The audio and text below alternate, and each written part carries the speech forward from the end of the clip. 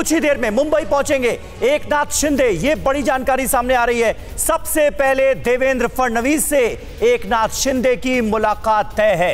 देवेंद्र फडणवीस से मुलाकात के बाद राज्यपाल भगत सिंह कोश्यारी से मिलेंगे एकनाथ शिंदे।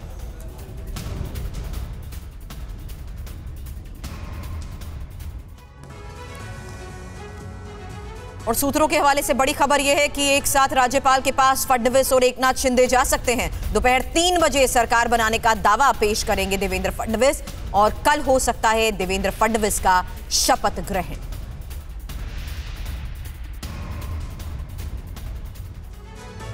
एक और बड़ी खबर आ रही है जिसके बारे में आपको बता दें। देवेंद्र फडणवीस को लेकर के अपडेट यह है कि लगातार वो बैठक कर रहे हैं। फडणवीस के बंगले पर बीजेपी के सीनियर नेताओं की बैठक जारी है।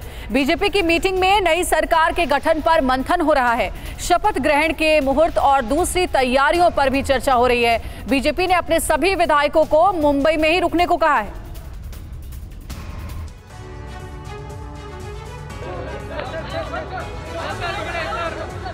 महाराष्ट्र में सियासत के नए दांव शुरू हो गए हैं। सभी गांठें खुल गई हैं। सत्ता की सभी गुत्थियां सुलझती दिखाई दे रही हैं। उद्धव ठाकरे के इस्तीफे के बाद महाराष्ट्र में बीजेपी सरकार बनाने की तैयारियों में जुट गई है। संभावना यहां तक जताई जा रही है कि 1 जुलाई को नई सरकार का शपथ ग्रहण समारोह हो सकता है। शपथ ग्रहण समारोह 2 चरणों में हो सकता है। माना जा रहा है कि पहले चरण में सीएम और डिप्टी सीएम शपथ ले सकते हैं। दूसरे चरण में बाकी के सभी मंत्रियों को शपथ दिलाई जाएगी।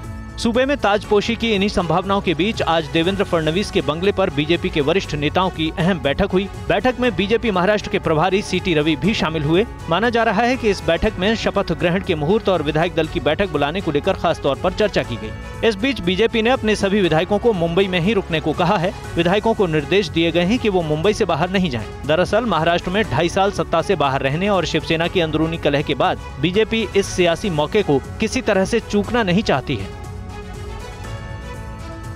और महाराष्ट्र की राजनीति में 10 दिन तक जबरदस्त ड्रामा चला। नेताओं की बयानबाजी हुई, लेकिन इस सियासी उठापटक में एक ऐसा शख्स था जिसके दावे आखिर तक सच साबित हुए।